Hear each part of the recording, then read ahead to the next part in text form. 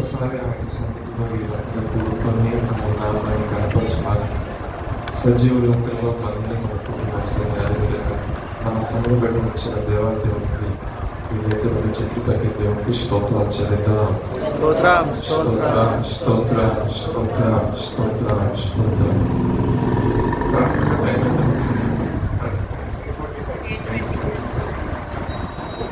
20 నిమిషాలు వాక్యం ధ్యానం చేసుకున్నాం. తర్వాత 20 నిమిషాలు తెలుసుకొని సెలవు తీసుకున్నాం. రాత్రికాల సమయంలో కొన్ని మాటలు ధ్యానం విషయంలో మాట్లాడే ప్రేయర్లో సో మీరు కంగారు పడకండి, మళ్ళా సబ్జెక్ట్ ఏదైనా తీసుకురాను. సో ఈ యొక్క సాయంకాలం వేళ ప్రత్యేకమైన కోణంలో దేవుడు నాతో మాట్లాడుతున్నా మీరు కూడా ప్రార్థన చేసుకుని వచ్చున్నారు. నేను వచ్చున్నాను, మీరు కూడా ప్రార్థన చేసుకున్న ప్రభావం శ్రేష్టమైన మాట సంఘానికి తెలియజేయాలి. సో ఈ రాత్రికాల సమయంలో ధ్యానించిన అంశం ఏంటంటే, పరిశుద్ధ గ్రంథంలో చాలా మంది వ్యక్తులు దేవుని ఆత్మ చేత నడిపించబడి ఉన్నారు. దేవుని చేతండి, దేవుని యొక్క ఆత్మ చేత. అయితే అందరినీ ఈ రాత్రికాల సమయంలో పరిచయం చేయలేదు, కానీ కొంతమందిని తీసుకొని దేవుని యొక్క ఆత్మ వారిని ఏ విధంగా ముందు నడిపించింది, వారి జీవితాల్లో ఏ రకమైన కార్యాలు చేసిన కొన్ని మాటలు చూద్దాం. ఎడగొచ్చు, ఎందుకంటే ఈ రోజు మనకు అంత అవసరమా దేవుని ఆత్మ చేత నడిపించబడిన భక్తుల జీవితాలంటే? ఎస్, నేను అంటాను అవసరమే. మన యొక్క వ్యక్తిగత జీవితంలో కూడా దేవుని యొక్క ఆత్మ నడిపింపు అనేది చాలా అవసరం. సో రెగ్యులర్గా మనం కొన్ని మెసేజ్ వింటూ వస్తూ ఉన్నాం. నేను దినాన రాత్రికాల ఫస్ట్ మెసేజ్ దైవజనులు ప్రార్థన విశ్వాస జీవితం, ప్రార్థన ఏ విధంగా చేసుకోవాలి, ప్రార్థన కన్నిటితో ప్రార్థన ఏ విధంగా చేసుకోవాలి చూసిన తర్వాత కొన్ని మాటలు, తర్వాత నేను తీసుకున్న వాక్యం నుంచి కూడా కొన్ని మాటలు, ఎలా దేవుడు మనం ఆదరిస్తాడు, ఎలా పోషిస్తాడు, ఎలా నడిపిస్తాడు, ఎలా మన ఎలా జాలి కలిగి ఉంటాడు, అదే ఏ విధంగా దేవుడు మనకు కాపాడుతాడు అన్న తర్వాత ఒక ఇంచుమించు గంటన్నర మీరు ప్రార్థన చేసుకున్నాను. దేవుడి సన్నిధిలో కలిగినాను. అదేవిధంగా ఈ యొక్క సాయంత్రకాల సమయంలో కూడా దేవుడు మనతో మాట్లాడలాగా, అదేవిధంగా ఆ భక్తుల జీవితం మనం ధ్యానించడం ఉపయోగం ఏంటంటే, మన యొక్క విశ్వాస జీవితంలో ఏమవుతుంది, ఆధ్యాత్మిక జీవితం ఏమవుతుందంటే నానాటికి భక్తుల జీవితం, లేదంటే ఏదో రెగ్యులర్ గా యశ్ప్రో గారు పలానా కళాల విధులో అద్భుతం చేశారండి, యశ్ప్రో గారు సూచక్రియ చేశారండి నేను చెప్పేసి వెళ్ళిపోతే, నాకు కూడా 10-15 minutes లో వర్క్ అయిపోతే, చిన్న ప్రార్థన చేసుకుని వెళ్ళిపోతుంటే, సో మీ ఎదుగుదలకు నేను అడ్డంగా నేను ఉన్నటువంటి దేవుడిని లేకాల్సాను.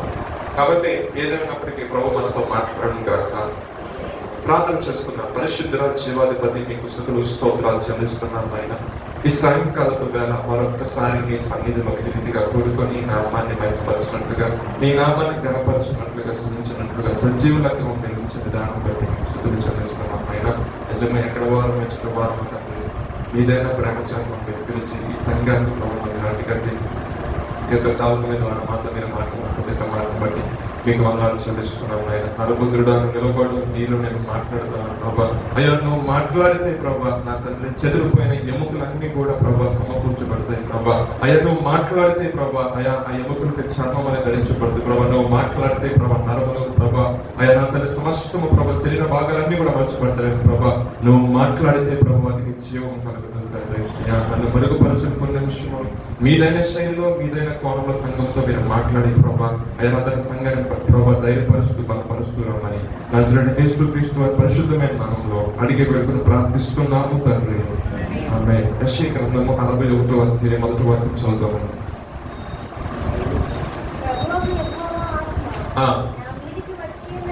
ప్రభువకు యెహోవా ఆత్మ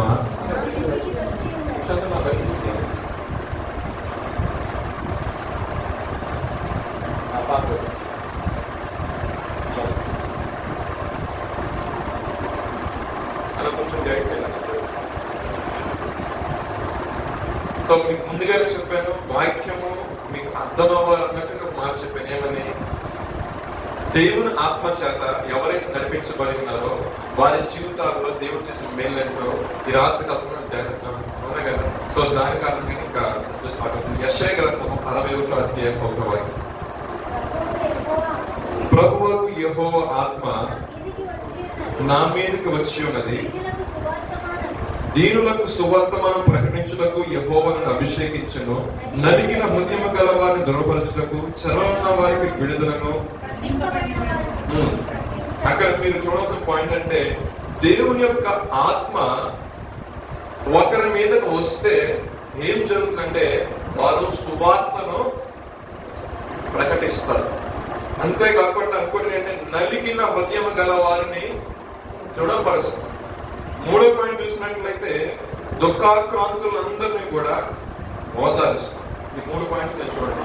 దేవుని ఆత్మ చేత ఎవరైతే నడిపించబడుతున్నారో వారి జీవితంలో జరిగే 3 థింగ్స్ చక్కగా నీట్గా ఉన్నాయి. సువార్త ప్రకటిస్తారు.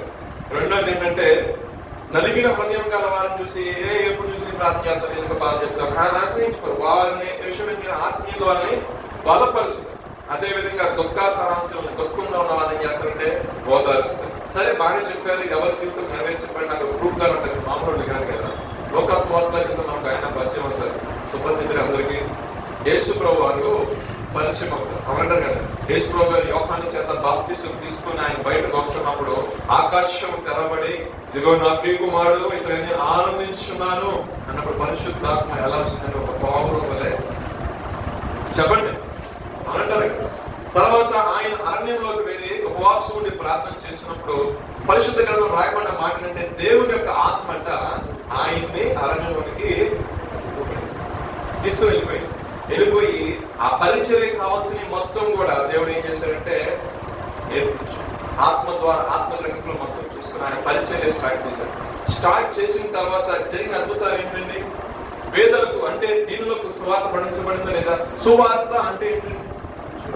మంచి వార్త. అదే మంచి వార్త ఏంటి?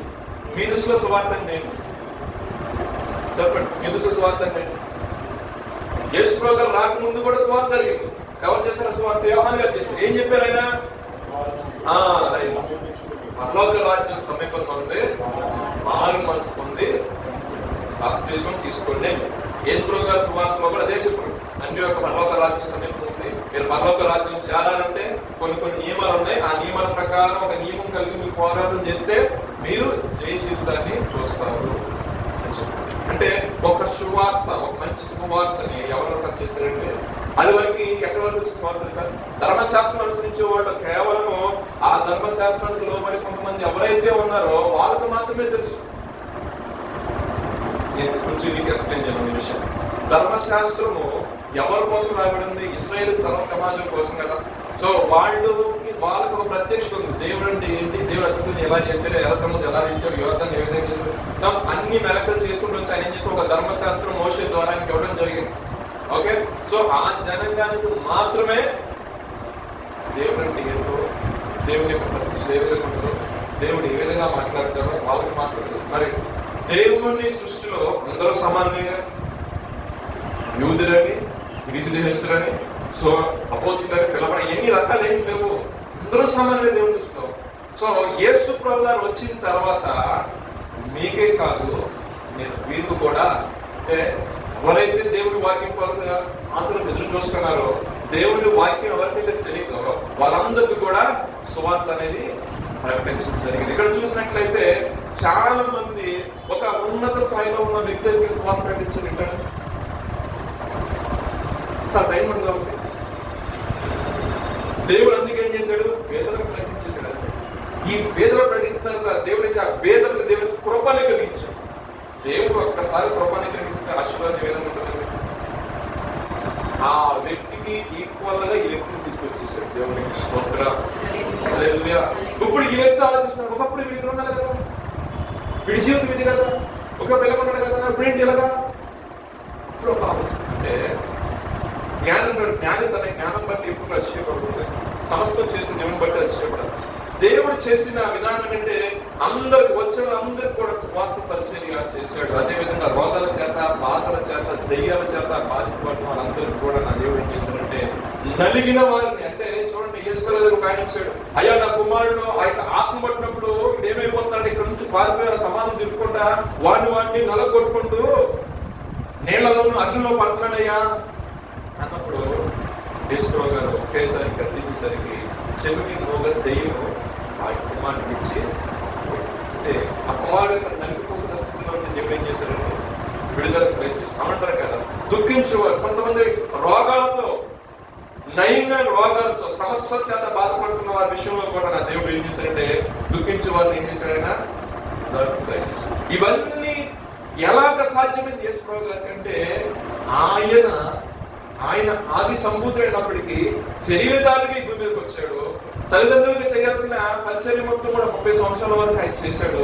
అదే విధంగా దేవుని యొక్క ప్రణాళికలో మాత్రము ఏ విధంగా నడుచుకుంటూ వచ్చాడు. 30 ఏట ఆయన యొక్క పరిచర్యను ఆరంభించాడు. ఆయన 3.5 సంవత్సరాలకి ఎంత రికార్డ్స్ చెప్తే ఆయన జీవితాలు మొత్తం చెప్తే దేవుడికి స్తోత్రాలు. హల్లెలూయా. ఒక నిమిషం ఆలోచించండి.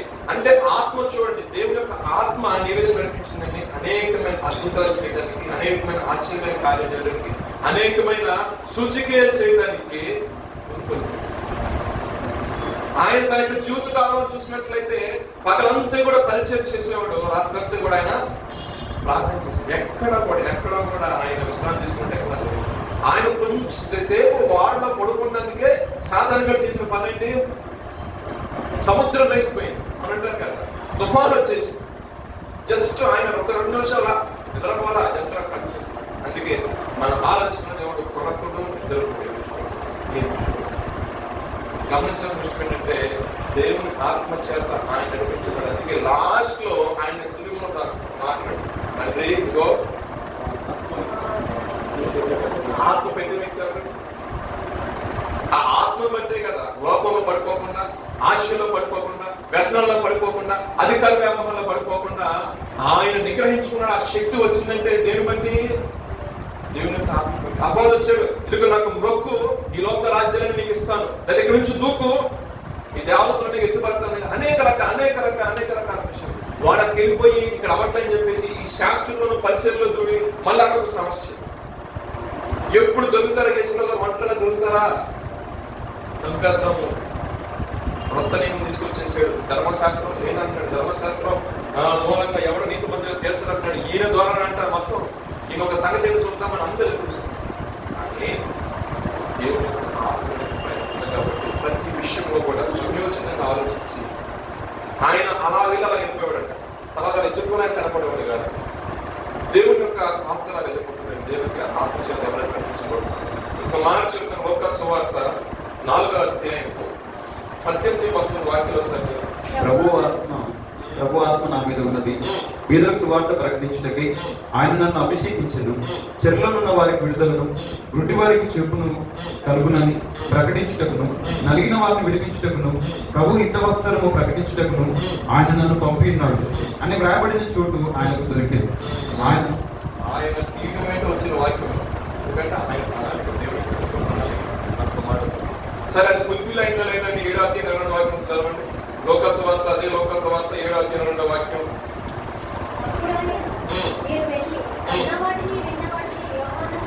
అంటే యోహాను అన్నాడు, మేము ఎదురు చూస్తున్న క్రీస్తు నువ్వేనా, ఇంకొకరి కోసం ఎదురు చూడాలన్నప్పుడు ఆయన ఏమని చదివిస్తున్నాడు చూడండి అక్కడ మాట.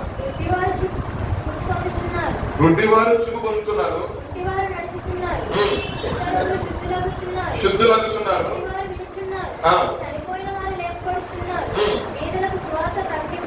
పేదలకు సువార్త ప్రకటించబడుతున్నది. చాలా అంటే ఏదైతే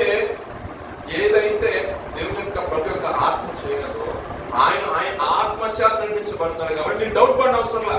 మీరు ఎవరి గురించి ఎదురు చూస్తున్నారో ఆ వ్యక్తిని నేనే అనడానికి గల ఆధారం ఏంటంటే ఏదైతే యెషయా గ్రంథంలో ప్రవక్త యెషయా ప్రవచించాడో అవన్నీ కూడా ఇక్కడ దీని రుజువుగా తీసుకెళ్ళి మీరు యోహానికి తెలియజేయండి. రాత్రి కాలంలో గమనించిన విషయం ఏంటంటే దేవుడు ఒక వ్యక్తిని అలా ఏర్పరుచుకుని నడిపిస్తున్నప్పుడు ఆ యొక్క జీవితము అదే విధంగా ఆశీర్వాదకరంగా దీవెనకరంగా కొనసాగుతుంది. ఇంకొక మాట చూసిన లోక సువార్త 7వ అధ్యాయము 44 నుండి 50 వాక్యాలు చూసినట్లయితే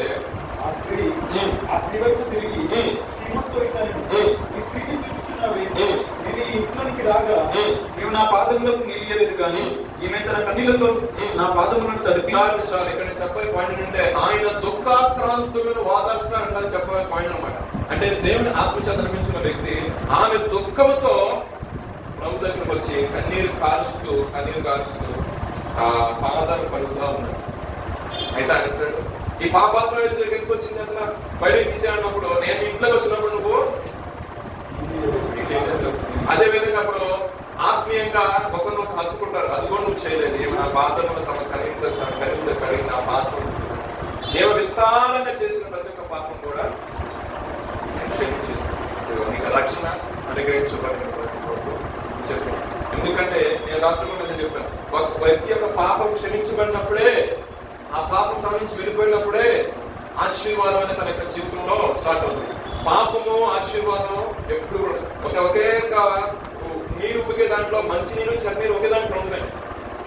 మరి గమనించి అది ఉందండి, ఎవరొకరుదండి మంచిదని ఘటనగా అంచదు. మంచి ఉబ్బికే నీటి కూడా ఏమంటారు, అది దాంట్లో దరిద్రం నచ్చింది రావు ఒక మంచిలో దరిద్రం ఎందుకు ఆగి అంటారు. కానీ మన యొక్క విద్యార్థి పాపం అనేది మనం ఉందనుకుంటే దేవుని యొక్క ఆత్మ మనలోకి వచ్చిన ఆ పాపం ఏం చేస్తుందంటే దాన్ని కలవ చేయదు, మనం గ్రహించే స్థితిలో తీసుకెళ్తాం. అదేమైందంటే అందుకే అంటారు కదా, కొత్తదైన ద్రాక్షరసం దేంట్లో పోయారండి, పాత దాంట్లో పోస్తే ఏమవుతుంది, పిగిలిపోతుంది. సో దానికి ఇప్పుడు ఏం చేయాలి, కొత్తదైన దాంట్లో ఆపేస్తాం. మన యొక్క జీవితంలో కూడా ఆత్మ నడిపింపు మనం ముందుకు కొనసాగాలంటే మనలో దేవుని ఇష్టమైన క్రియలు ఎందుకంటే తొలగించివేయాలి. రెండో మాట చూద్దాము, న్యాయాధిపతులు 15వ అధ్యాయం 14-16 వాక్యాలు. చాలా స్పీడ్ అయిపోతుంటాయి.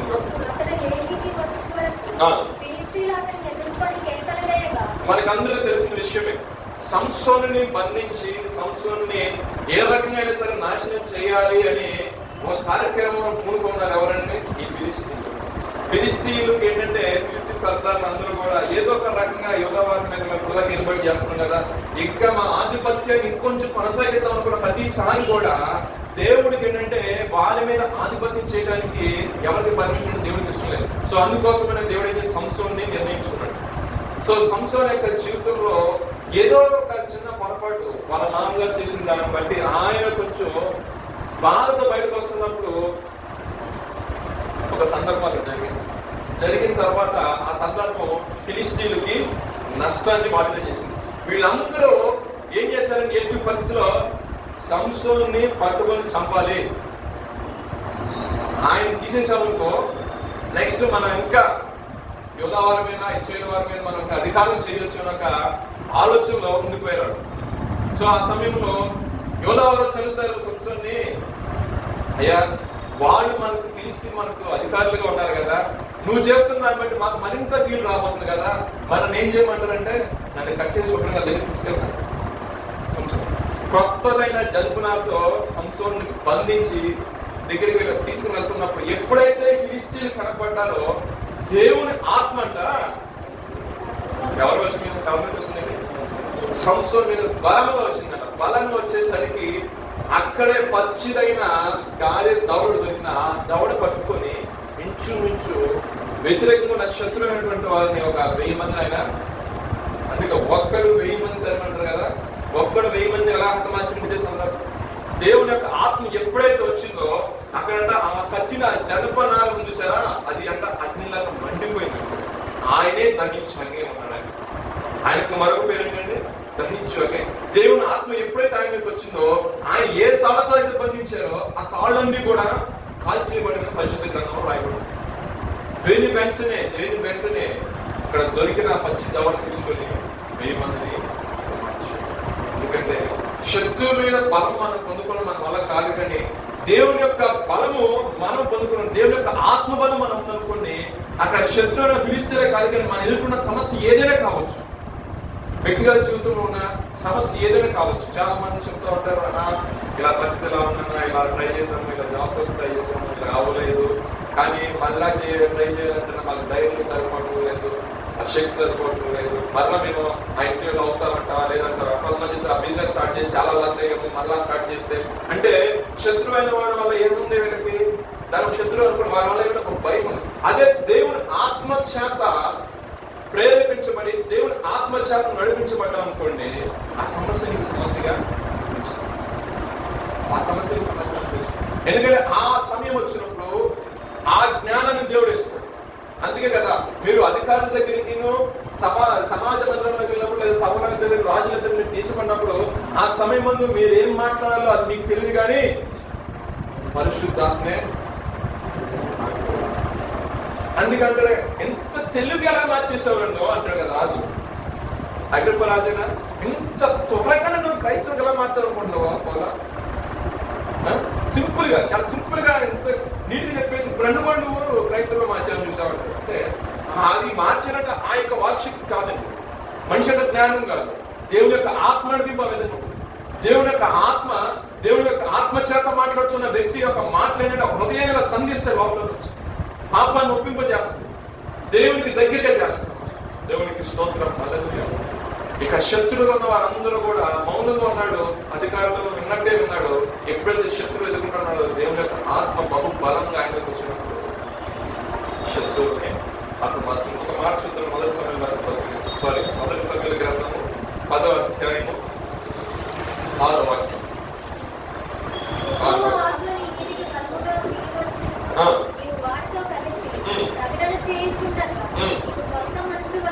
అంటే ఒక దేవుని యొక్క ఆత్మగన ఒక వ్యక్తి మీదకి వస్తే ఆ వ్యక్తికి ఏం కలుగుతుందండి? నూతనమైన మనస్సు, క్రొత్తమైన మనస్సు. అంటే పాత రోత జీవితం ఆటోమేటిక్ వెళ్ళిపోతుంది. అసలు దేవుని యొక్క ఆత్మ మన మీద రావాలి అంటే మనకు ముందు ఉండాల్సింది ఏంటంటే అంటారు కదా, ఏదో ప్రత్యేకమైన నడిపింపు లేదా ప్రత్యేకమైన ఏర్పాటు. ఈ అంశం ఎవరి గురించి రాయబడింది? సౌలు గురించి. సౌల్ని సమూయేలు రాజుగా చేయడానికి ముందు, అంటే తన గాడిదలా అంటే అయ్యో పోయినా అని చెప్పేసి ఎత్తుకుండా పోయాడు. ఎత్తుకుండా పోయినప్పుడు తిరుపతి వెళ్ళి అక్కడ నా ప్లేస్కి వెళ్ళి సమూయేలుతో, ప్రవక్త సమూయేలుతో ఒక ఇంట్రాక్షన్ జరిగిన ఒక మాట్లాడిన తర్వాత ఆయన తిరిగి వెళ్ళమన్నప్పుడు తనతో వచ్చి వాళ్ళని పంపేసి నీతో మాట్లాడిన నిల్చున్నప్పుడు ఆయన ఆగిపోయాడు. ఎవరు? సౌలు. ఆగిపోయిన సౌలుని సమూయేలు తైలముతో అభిషేకించాడు. దేవుని తైలముతో అభిషేకించి కొన్ని సూచనలు చెప్పాడు. ఇదిగో నువ్వు రాహేలు సమాధికి వెళ్ళేసరికి ఒక వ్యక్తి ఒక 3 రొట్టెలు, ముగ్గురు వ్యక్తులు రొట్టెలు, ద్రాక్షరసము, మేకపిల్లను తీసుకుని నీకు ఎదురవుతారు. వారికి ఆహారం పెట్టడం.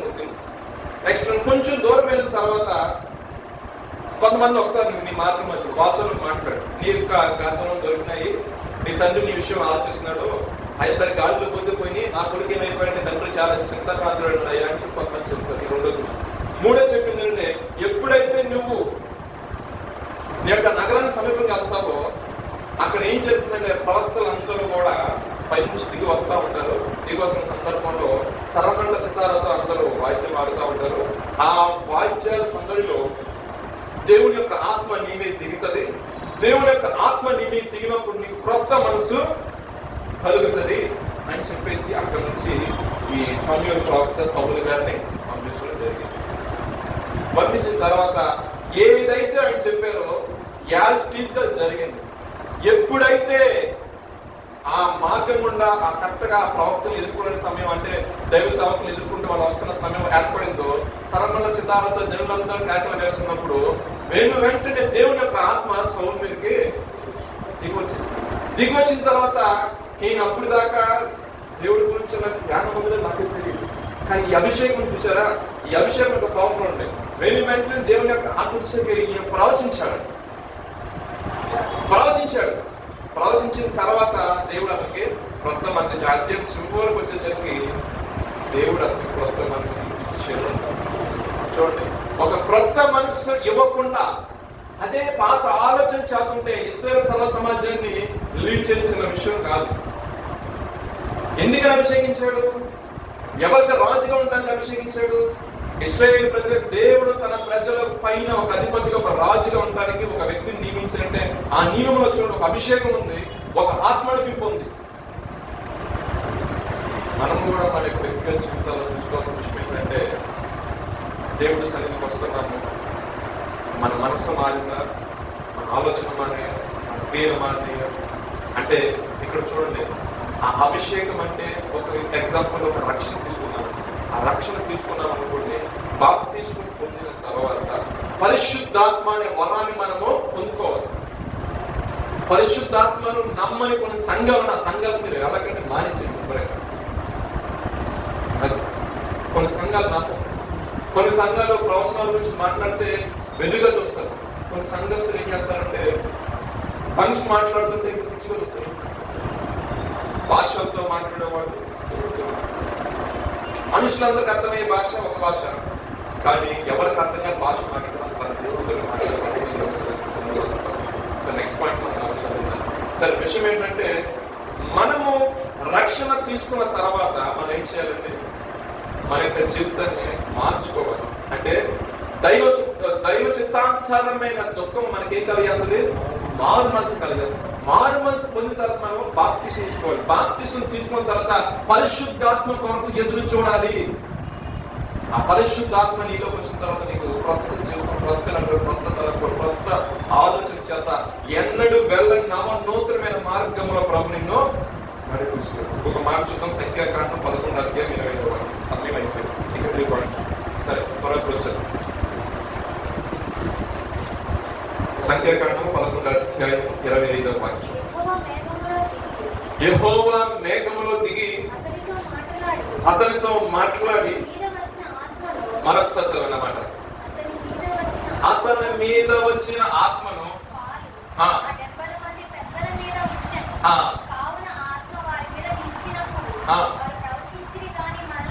చాలు చాలు చాలు. సందర్భం ఏంటంటే, సందర్భం క్లుప్తంగా చెప్తాను, కొంచెం అర్థం చేసుకోవడానికి ట్రై చేయండి.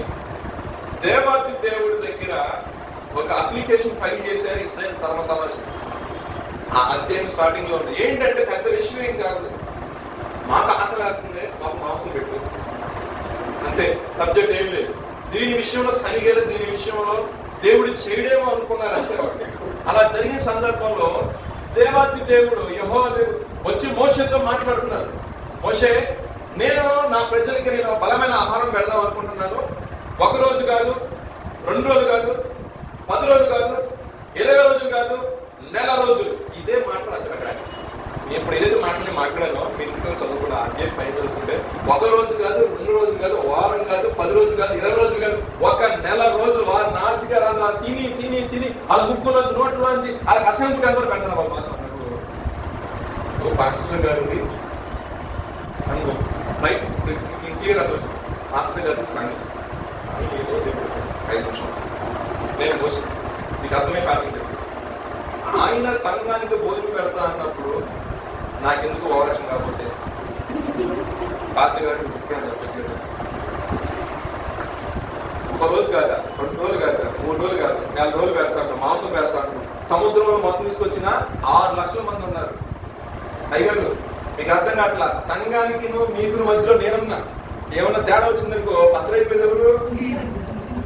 సందర్భం అది. అక్కడ ఇంటిలో చదవండి. సందర్భం, రియల్ సందర్భం అదే. అయ్యా, ఈ జనులకును నీకును మధ్యలో నేనున్నానయ్యా, కొంచెం ఆలోచించండి. అప్పుడు అంటాడు, నా బాహుబలం కొనసాగిందా? ఒకవేళ నువ్వు అనుకుంటున్నావేమో, ఒకవేళ నువ్వు నా యొక్క బాహుబలం ఏమన్నా కొనసాగింది, వీళ్ళు నేను పోషించలేను అనుకుంటున్నావేమో, నువ్వు రా దూరం దగ్గర. అక్కడ జరిగిన సందర్భం అది. రా అన్నప్పుడు ఆయన అక్కడికి వచ్చాడు. ఇప్పుడే నేనేంటేంటో ఇప్పుడు నేను చూపిస్తాను. ఎందుకంటే నువ్వు ఒక్కడ ఈ భారం మోస్తున్నావు కదా, ఈ భారం మోయడం వల్ల నీకు డిఫరెంట్ ఆలోచన వస్తాను. ఇప్పుడు నేను ఏం చేస్తానంటే, నేను నీ మీద నా ఆత్మ కుమ్మరిస్తాను. నీ మీద మాత్రమే కాదు, ఓ 70 మంది తెచ్చుకో. ఈ 70 మంది మీద కూడా అదే ఆత్మను కుమ్మరిస్తాను. వారు కుమ్మరించబడినప్పుడు వారు నీకు ఎలాగుంటారంటే, నువ్వు నడిపిస్తున్న ఈ జనాంగంలో భారం నీ మీద పడకుండా వారు నీకు ఏం చేస్తారంటే సహకరిస్తారు. అంటే నీ భారాన్ని వాళ్ళు కొంచెం షేర్ చేసుకుంటారు.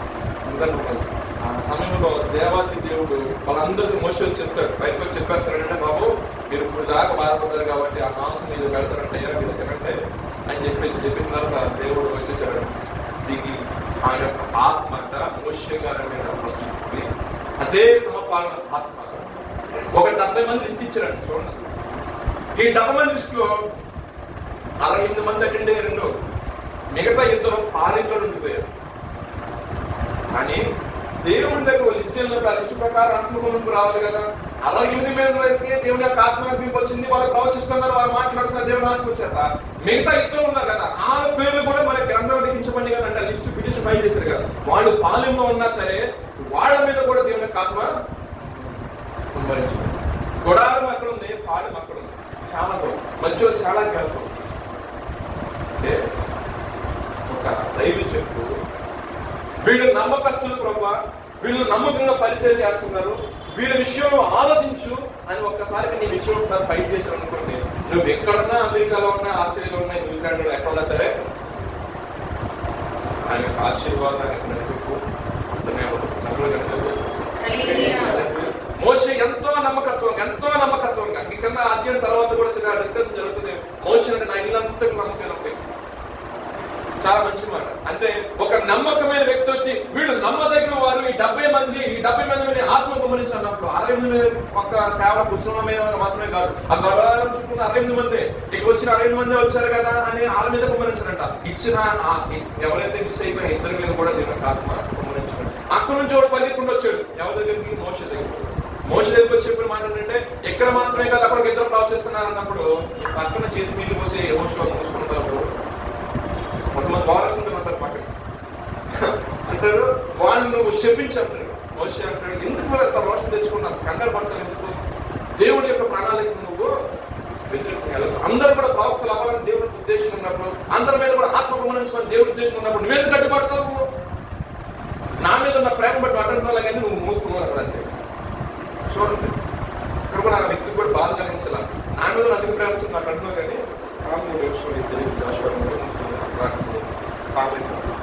కొన్ని విషయాలు ఆత్మగ్రహింపులోకి రావాలి. ఆత్మగ్రహింపులోకి వచ్చినప్పుడే అర్థమవుతుంది. మోషే గురించి ఒక చక్కటి మాట రాయబడిందంట. మోషే ఏదో వచ్చి నడిపించుకున్నట్టు కాదు. నేను ఒక్క నిమిషం ఆవిడ ఏ అధ్యాయం చెప్పాను, నేను సంఖ్యాకాండం కదా, దాంట్లో ఒక మాట చూపిస్తాను. 10వ అధ్యాయం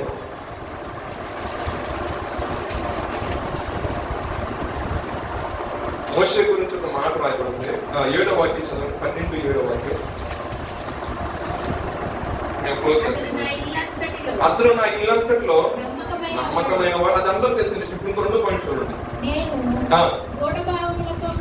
గూఢ భావములతో కాదు దర్శనమిచ్చి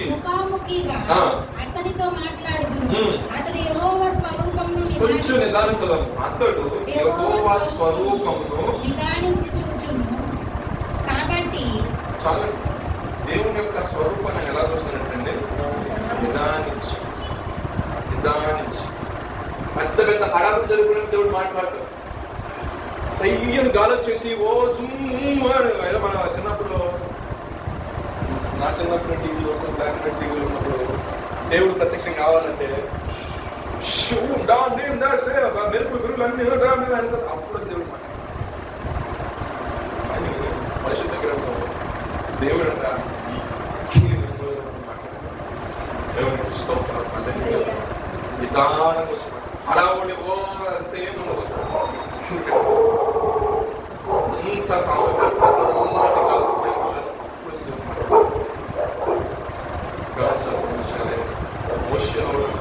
అంటే నిదానించి చూడండి. ప్రార్థన ప్రభు ఎవరు రావడం కదా, ప్రార్థన చేసి నేను చేయాలి. సో అదే విధంగా నేర్చుకున్నాడు దావీదు గారు కూడా. కుమారుడు బతుకున్నంత కాలం ఉపవాసం నుండి కన్నీరు కాల్చి ప్రార్థన చేశాడు. ఆయన చనిపోయే విషయం తెలియటం ఏంటి, ఆయన లేచిన శుభ్రంగా స్నానం చేసి అప్పలు రాసుకొని ఒళ్ళు కూర్చున్నాడు. చూసేవాడికి ఎక్కడ ఉంటుందండి, అవునా మన ఒళ్ళు మండిపోతాం, అవునా కదా? నేను చేసిన ప్రార్థన బట్టి దేవుడు ఏదైనా జాలి చేసుకుని పడితే ఆయుష్కాలం ఆరోగ్యం కలిగజేస్తాడేమో అని మొరపెట్టాను. కానీ దేవుడి చిత్తంలో ఏముంది, అతను వెళ్ళిపోవాల్సింది. అతని గురించి నేను దుఃఖించి నా ప్రార్థన సహాయం చేసి వెయిట్ చేసి నేను అవ్వలేదు. సో ఇంకా ఆయన వెళ్ళిపోయిన తర్వాత ఇంకా దుఃఖ ప్రార్థన ఉండవు ఎందుకు? అవునా కదా? చాలా జ్ఞానం కలుగుతున్న విషయం. అంటే ఆయన గురించి మనం ఇప్పుడు దాకా గుర్తించాలి. నేను కార్యం చేస్తాను. దేవుడు ఎక్కడ చేర్చబడ్డాడు? దేవుడు ఆయన దగ్గర చేర్చబడ్డాడు. ఇంకా గుర్తించాలి, ఒక నిరీక్షణ క్రైస్తవ దేవుడికి స్తోత్రం. మొదలుగా ఇంకొక మాట చూద్దామని అపోస్తల కార్యాలు 2వ అధ్యాయము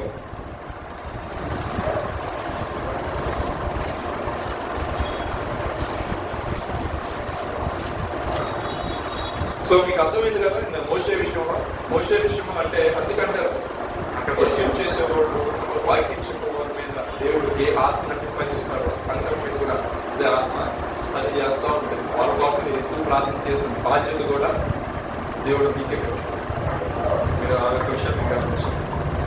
2వ అధ్యాయం 1-5 వాక్యం అందరూ తెలిసిన వాక్యం. అది పెంతెకొస్తు పండుగ దినం వచ్చిన పెంతెకొస్తు కొవ్వొత్తుల పండుగ వచ్చినప్పుడు అందరూ ఒక చోట కూడింది. అప్పుడు వేగంగా వీచు బలమైన గాలి బట్టి ఒక ధ్వని ఆకాశం నుండి అకస్మాత్తుగా వారు కూర్చుని ఉన్న ఇల్లంతా నిండింది. మరియు అగ్నిజ్వాలల వంటి నాలుకలు విభాగింపబడినట్టుగా వారికి కనబడి వారిలో ఒక్కొక్కరి మీద రాలగా అందరూ పరిశుద్ధాత్మతో నిండిన వారే ఆత్మ వారికి వాక్శక్తి అనుగ్రహించిన కొలది అన్య భాషలతో మాట్లాడతారు. ఈ అన్ని భాషలు ఏంటి? అన్య భాషలు అంటే ఇక్కడ నేను ఇప్పుడు నాకు హిందీ రాదు, దేవుడు ఆత్మచారణ ప్రాంతానికి నార్త్ వెళ్ళినప్పుడు ప్రాంతంగా నాకు దేవుడు ఆత్మకు సంధించినప్పుడు ఏమైందంటే నేను హిందీ మాట్లాడాను. నాకు నా మదర్ టంగ్ ఏంటంటే కానీ అక్కడ మాట్లాడే లాంగ్వేజ్ ఏంటి అంతా అక్కడ జరిగింది. ఎవరికో వారి కాని భాష మాట్లాడారు, అన్యుని భాష, వేరే వాళ్ళ భాష అక్కడ మాట్లాడతారు, డిఫరెంట్ లాంగ్వేజ్ మాట్లాడతారు. వీళ్ళు అనుకున్నారంటే వీళ్ళ కొంచెం మంది ఎక్కువైందో దగ్గర మాట్లాడుతున్నారు. మన ఊళ్ళో అనుకున్న మాట్లాడేగా పల్లెటూరులో కొన్ని ఏమైనా మాట్లాడడానికి కొంచెం ఎక్కువైందిరా, ఇంకొక తీసుకురావడం పెట్టరా అలా అనుకుంటారు. కొత్త మధ్యం చేత వీళ్ళు ఏదో పిచ్చి పిచ్చి మాట్లాడతారు, పేతులు వేసి మాట్లాడారు. ఎవరి ద్వారా అది ఏ వేరు ద్వారా ప్రవక్త, ఏ వేరు ద్వారా దేవుడు ఏదైతే ప్రవచించి అంత్యదిన ముందు నేను ప్రతి ఒక్క మనుషులందరూ నేను ఆత్మ కుమారిస్తాను, అది కుమారులు దర్శనాలు చూస్తారు, ప్రవచిస్తారని ఏ విధంగా చెప్పాడో అది ఈ దినములలో దేవుడు చేస్తున్నారని గట్టిగా చెప్పాడు. చాలా మంది అంటారు అన్ని భాషలతో మాట్లాడినప్పుడు ఏదో మాట్లాడుతూ ఉంటుందండి, ఆ ట్రాన్స్లేట్ చేసేవాడు లేరు కదండి. దేవుడికి కన్నా సంఘంలో ట్రాన్స్లేషన్ అవసరమైంది అనుకోండి 100% ట్రాన్స్లేట్ చేపిస్తున్నాయి వేరొకటి ద్వారా. అది అవసరం లేదు. సంఘము సంపూర్ణతగా వెళ్తున్నప్పుడు అవసరం లేదు. సూచిక్రియలైనా అద్భుతాలైనా ప్రవచనాలైనా ఎవరికి కావాలి? భక్తి చుట్టూ కొంచెం ముందుకి కొంచెం అతిథి ఉన్న వాళ్ళకి వాళ్ళ భక్తి యొక్క విశ్వాసాన్ని స్థిరపరచడానికి, బలపరచడానికి ఒకసారి స్టాండ్ తీసుకుని ప్రభుత్వం ఉన్నప్పుడు ఆటోమేటిక్ గా ఇక అది చూసుకునే అద్భుతానికి అవసరం. ఎందుకంటే నువ్వు డైరెక్ట్ కనెక్టివిటీ ఆయనతో ఉన్నావు కాబట్టి ఆయన విషయంలో నీ జ్ఞానం ఇచ్చి నడిపిస్తావు. ఇక్కడ విషయం ఏంటంటే ఆ దినాల్లో అనేక మంది దేవుడు నమ్ముకున్న వాళ్ళు పిచ్చేసుకున్నప్పుడు, ఇబ్బంది పెడుతున్నప్పుడు మీరు ఒక ప్రాంతంలోకి వెళ్ళిపోయి అక్కడ కూర్చొని ఆ మేడలో ప్రార్థన చేస్తున్నప్పుడు దేవుని ఆత్మ వాళ్ళకి మీకు వచ్చింది. వాళ్ళు మాట్లాడే భాషను చూసేసరికి జనులందరూ కూడా భయం వేసుకున్నప్పుడు అసలు ఏంటి, దాని యొక్క భావం ఏంటి, పర్పస్ ఏంటి అనేది ఒక దైవజనుడు నిలబడి మాట్లాడినప్పుడు ఇంచుమించు 3000 మంది యేసుక్రీస్తు సొంత రక్షకునిగా ఒక అద్భుతం జరగడానికి, ఒక ఆశ్చర్యమైన కార్యం జరగడానికి దేవుని యొక్క ఆత్మ ఏం చేస్తుందంటే ప్రవచనాత్మకంగా మాట్లాడేస్తుంది. దేవుని యొక్క ఆత్మ ఏం చేస్తుందంటే వ్యక్తిని బలపరుస్తుంది. దేవుని యొక్క ఆత్మ ఏం చేస్తుందంటే ఎదుటి వ్యక్తిని ఎలా ఓదార్చాలి, ఏ విధంగా నెమ్మది వైపు నడిపించాలి, ఏ వ్యక్తికి ఏ విధంగా మాట్లాడేది అర్థమవుతుందో ఆ సమయోచితమైన జ్ఞానము దేవుని యొక్క ఆత్మ అనేది కలిగి చేస్తుంది. దేవుని యొక్క ఆత్మ మన మీద వచ్చినప్పుడు శత్రువు మన మీద వీళ్ళెక్కు పెట్టిన శత్రువు మన మీద ఎదుర్కొంటున్నప్పుడు వాటిని ఏ విధంగా జయించాలో కూడా దేవుని యొక్క ఆత్మ ఏం చేస్తుందంటే మనకి జ్ఞానం ఇచ్చి తోడై ఉండి జయ జీవితాన్ని ఇస్తుంది. దేవుని యొక్క ఆత్మ ఒక అధికారాన్ని కూర్చోబెట్టి దేవుని యొక్క ఆత్మ ఏ విధం చేతనైనా సరే నేను ఒక ఉన్న స్థితిలో కూర్చొని పెట్టడానికి ఇష్టపడతాను. దేవుడు తనని గురించిన వాటిని ఆశ్రయించి ఆవేదనలో కొంచెం ధ్యానం చేద్దాం. సో మీరు ఎవరు నమ్మకండి, ప్రవచనాలు లేవు, ఈ మాటలు లేవు, భాషలు వాళ్ళకి మనసులో అనేది పాత వాగ్దానం చేయకండి. వాళ్ళ జ్ఞానం అంతవరకు వదిలేసేయండి.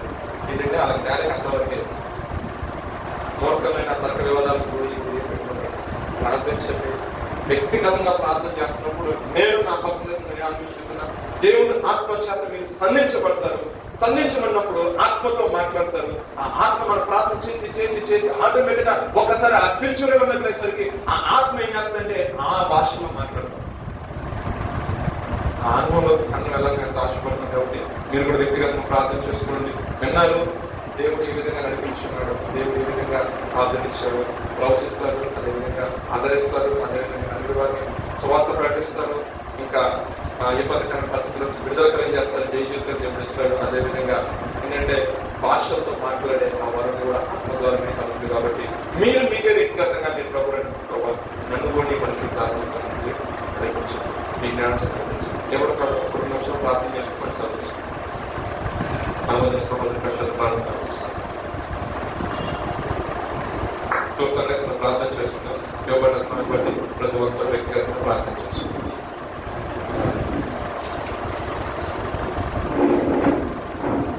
దైవ స్తోత్రాలు ప్రభా. మాతో మాట్లాడి మీరు మమ్మల్ని బలపరిచిన మీకు బట్టి నీకు స్తోత్రాలు చెల్లిస్తున్నాం. అయ్యా నీ ఆత్మ మా మీద ఉంటే, అయ్యా నీ ఆత్మ చేత మేము నింపబడి నడిపించబడితే ప్రభా, తండ్రి ప్రభా మా ద్వారా మీరు మహోన్నతమైన అద్భుత కార్యం ఆశ్చర్యకరంగా చేస్తారని, అయ్యా నలిగిన వారిని అయ్యా వారు బలపరుస్తారని, అయ్యా చెరలో ఉన్న వారిని నీ ప్రభా విడిపిస్తారని, వారి కట్లను తెంపుతారని, తండ్రి ప్రభా అయ్యా నీ పక్షమున వారు నిలబడతారని మీరు మాతో సూటిగా స్పష్టంగా మాట్లాడింది బట్టి నీకు స్తోత్రాలు. అయ్యా నీ ఆత్మ చేత నింపబడితే ప్రభా, అయ్యా తండ్రి ప్రభా వాళ్ళు అయ్యా తండ్రి మనుషుల కంటే మనుషులు ఇచ్చిన కంటే ఆశ్చర్యకారములు చూపిస్తారు, వారు దేవుని యొక్క శక్తిని ప్రదర్శిస్తారని మీరు ఇంతవరకు మీరు మాతో మాట్లాడి మీరు ఎత్తిని బట్టి నీకు స్తోత్రం. ఎంత నిర్మల ప్రభా, నీ బలమైన ఆత్మను మా మీద మీరు కుమ్మరించింది ప్రభా, నీ బలమైన అభిషేకమును మా మీద కుమ్మరించింది ప్రభా. ఏ విధంగా అయితే ప్రభా మోషే యొక్క అయా తండ్రి అభిషేకము ఆయా తండ్రి ప్రభా ఆత్మలో ఆ పాలు 70 మంది మీద కుమ్మరించినప్పుడు ప్రభా, ఏ విధంగా అయితే వాళ్ళు ప్రవచించినట్లు ప్రభా, తండ్రి ప్రభా మేము కూడా అయా తండ్రి ప్రభా నీ కొరకు మేము జీవించినట్టుగా నీ ఆత్మ చేత మేము మమ్మల్ని నింపమని కోరుతున్నాం. మా నాలుకని ముట్టండి ప్రభా, మా జీవితాలను ముట్టండి ప్రభా, అయా తండ్రి ప్రభా మమ్మల్ని మీరు తాకండి ప్రభా. యువతని మేమందరం నీ ఆత్మ చేత నింపబడినట్లుగా అయ్యా తండ్రి బలమైన ఆత్మను మా మీద మీరు కుమ్మరించండి ప్రభా. మీరు మాకు వాగ్దానం చేసిన రీతిగా అంత్య నిర్మలను నీ ఆత్మను మా మీద కుమ్మరిస్తానన్న రీతిగా యవనులు దర్శనములు చూస్తారు, వారు ప్రవచిస్తారన్న రీతిగా తండ్రి ప్రభా మా నాలుక అయ్యా తండ్రి ప్రభా నిన్ను గురించి ప్రకటన చేయనట్లుగా, నీ సువార్తను ప్రకటించినట్లుగా అయ్యా తండ్రి భారంగా ప్రభా నీ కొరకు మేము జీవించినట్లుగా సహాయం చేయమని ప్రార్థిస్తున్నాం. అయ్యా నీ ఆత్మతో మీరు మమ్మల్ని నడిపించండి ప్రభా. అయ్యా తండ్రి ప్రభా నిన్ను తేరి చూచి చూచి కృపను మాకు దయచింది ప్రభా. మోషే వలె ప్రభా నీ పక్షంగా నిలబడినట్లుగా నీ ఆత్మ చేత మీరు మమ్మల్ని బలపరిచింది ప్రభా. నీ ఆత్మ చేత మీరు మమ్మల్ని తోడుకుని వెళ్ళండి ప్రభా. నీ ఆత్మ చేత మీరు మమ్మల్ని నడిపించమని కోరుతున్నాము ప్రభా. నీ బలమైన ఆత్మ చేత ప్రభా మీరు మమ్మల్ని దర్శించండి ప్రభా. ఈ అంత నిర్మలలో ప్రభా నీ ఆత్మ లేకుండా మేము ఏమి సాధించలేము, ఏమి చేయలేము ప్రభా. నీ ఆత్మ మాకు ప్రాముఖ్యము. నీ ఆత్మ లేకపోతే అయ్యా నీ వారముగా మేము ఉండలేము ప్రభా. నీ ఆత్మతో మిమ్మల్ని నడిపించండి. ఆత్మ వరముల చేత మీరు మమ్మల్ని నింపండి. నీ బలమైన అభిషేకం చేత మీరు మమ్మల్ని దర్శించండి. ఈ అంత్యకాలంలో ప్రభా ఈ ఆత్మ వరముల చేత ప్రతి ఒక్క బిడ్డను మీరు తాకుతున్నప్పుడు ప్రార్థిస్తున్నాం. బలముగా ప్రతి ఒక్క బిడ్డ మీరు వాడుకునండి ప్రభా. ఒక్కొక్కరి మీద ప్రభు నీ ఆత్మ వరములు మీరు కుమ్మరించండి ప్రభా. సంఘక్షేమ అభివృద్ధికై ఈ ఆత్మ వరముల చేత మీరు నింపండి. ప్రతి ఒక్క బిడ్డను ప్రభు అన్య భాషల చేత మీరు అభిషేకించండి ప్రభా. ప్రతి చోట ప్రభు వాక్య శక్తిని మీరు అనుగ్రహించి ప్రభా యువత నీ వాక్యము ప్రకటించినట్టుగా ప్రతి ఒక్క బిడ్డ మీరు వాడుతుంది ప్రభా. నీకు కమ్మల పొదిలో ప్రభా అయ్యా తోటి సిద్ధపరిచిన బాణము వలె ప్రతి ఒక్క బిడ్డను మీరు నిలబెట్టమని కోరుతున్నాం. ప్రతి కుటుంబంలో నీ బిడ్డలను నిలబెట్టండి అయ్యా. రక్త సంబంధంలో నీ బిడ్డలను నిలబెట్టండి ప్రభా. నీ ఆత్మ చేత నింపి మీరే మమ్మల్ని వాడుకోమని ప్రార్థిస్తున్నాం. ఈ ఆత్మ చేత ప్రభా మేము ప్రతిదీ కూడా ప్రభా అయ్యా మేము గ్రహించే మనసుని మాకు దయచేయండి. నీ ఆత్మ చేత ప్రతి ఒక్కటి మేము వివేచించే మనసుని మీరు మాకు కలిగించేయమని ప్రార్థిస్తున్నాం. ఈ ఆత్మతో మేము అందరం కూడా నడిపింపబడినట్లుగా, ఈ ఆత్మ చేత మాత్రమే నడిపింపబడినట్లుగా అయ్యా మీ కృపను మాకు అనుగ్రహించండి. మా సంఘము ప్రభా ఈ ఆత్మీయతలో ఎదిగినట్లుగా యువత నీ ఆత్మ వరముల చేత ఆత్మ ఫలముల చేత మా సంఘము ప్రభా ఈ అభిషేకింపబడి ప్రభా అయ్యా ఆత్మలో ప్రభా అయ్యా తన ఉన్నత స్థానంలోకి ఎదుగునట్లుగా ప్రతి ఒక్క బిడ్డను మీరు దర్శించమని కోరుతున్నాం. మా సంఘంలో అనేక మందిని లేవనెత్తండి. అనేక మంది స్వార్థికులుగా, అనేక మందిని ప్రభా అనేక మందిని ప్రభా ప్రవక్తలుగా, అనేక మందిని ప్రభా అధికారులుగా, అనేక మందిని ప్రభా నాయకులుగా, అనేక మందిని ప్రభా స్వార్థికులుగా, అనేక మందిని ప్రభా స్వస్థపరిచే వరములతో రకరకాల వరముల చేత మీ ఆత్మవరముల చేత ప్రతి ఒక్క బిడ్డను మీరు నింపండి అయ్యా. తండ్రి ఏది ఏమైనా నీ కొరకు సాక్షులుగా నీకు మహిమ తెచ్చినట్లుగా మమ్మల్ని అందరినీ మీరు వాడుతున్నాం. నీ ఆత్మ చేత మీరు మమ్మల్ని నడిపించండి. మాపై ప్రభు బ్రహ్మపరిచే ఆత్మను అయ్యా ప్రభు తండ్రి ఏ విధమైన లోకము అయ్యా యుగ సంబంధమైన దేవత అయ్యా తన మా మీద పరిచయకున్నట్లుగా నీ బలమైన అగ్ని మా మీద ఉంచి ప్రభా అపవాది తంత్రములు వాడి యొక్క ఆలోచన నచ్చని వేసిన లయపరుస్తూ నిత్యంగా నీ ఆత్మ మాత్రమే మా మీద పరిచయను కాక, నీ ఆత్మ మాత్రమే మమ్మల్ని నడిపించను కాక నజరుడు నేసే నామములో ఈ ప్రార్థన వేడుకని సమర్పిస్తున్నాం. మా ప్రియమైన తండ్రి ఆమేన్. సిల్వర్ రక్తం ప్రభుత్వ రక్తం సంపూర్ణ విషయం అపవాది కలిగినంత నాశనం కలుగును గాక. యేసు నామములో స్తుతి కలుగును గాక. ఆమేన్.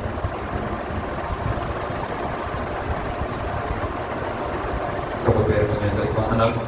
రేపు ఉదయకాల ప్రార్థన